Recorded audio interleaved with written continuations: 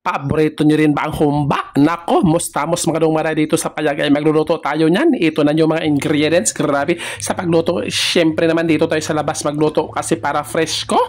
Yan o, nilunod ko na yung mga baboy-baboy na yan, pasintabi po sa Muslim at takluban na natin yan. Grabe yan. At pagkatapos, syempre may mga dahon-dahon dyan at marami binubuan ko na ng tubig at para pahumukin natin yan. At pagkatapos ay nahubas na yung ating karne at grabe naman yan. Pagkatapos nahubas ay nagmantika na talaga yan. Lumabas na talaga yung mga tambok-tambok dyan. At inukay-ukay ko yan. Grabe na talaga sa pag-ukay-ukay yan. Grabe, ano yan kinuha ko ng mga mantika dyan para gamitin natin pang ano yan, panggisa. Tingnan nyo naman yan, wow, grabe. At syempre nilunod ko yung mga ahos, sibuyas at iba pang mga lamasers dyan. Alam nyo naman yung humba natin, nakakaluka talaga yon.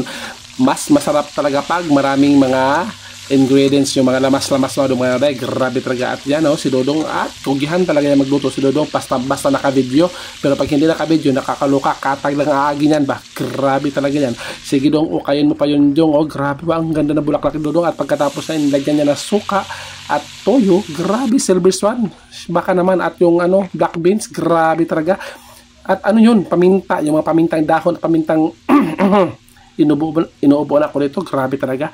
Yan pamintang powder at saka yung mga bilog-bilog at syempre may mga jig sarap at pork cubes. At yung sekreto natin ay itong Sprite. Grabe talaga yan. Matamis-tamis talaga at syempre tubig at syempre may mga sugar. Syempre naman kailangan talaga yan sa humba.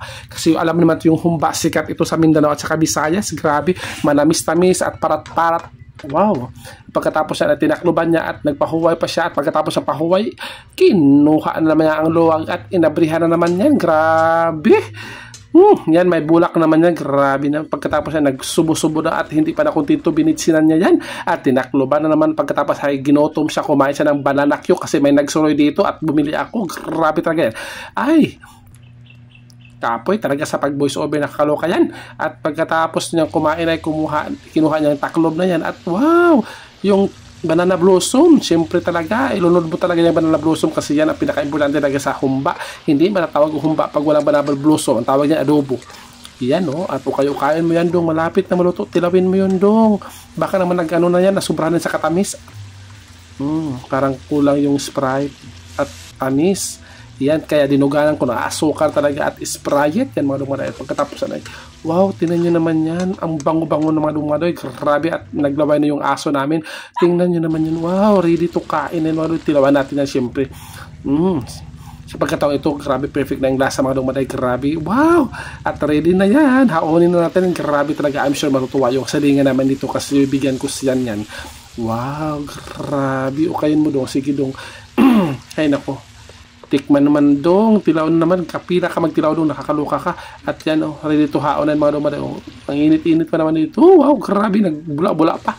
Parang mga marites na nagbula-bula lagi. Wah, at hinaon ko na yan mga Dong, mga day. Tingnan nyo naman kasi nagugutom na ako dyan. Grabe, sarap ng kumain niya. Paniod to yan. Grabe talaga, at mabubungkag na talaga yung mga bahaw natin dito. Wow. Grabe yung gusto mo, magluto ka. Grabe yan. Naglaway ka, wow, grabe, sobrang sarap yan mga dumaday. Grabe, sarap ng humba, grabe talaga, kain na. Bye bye. Wah.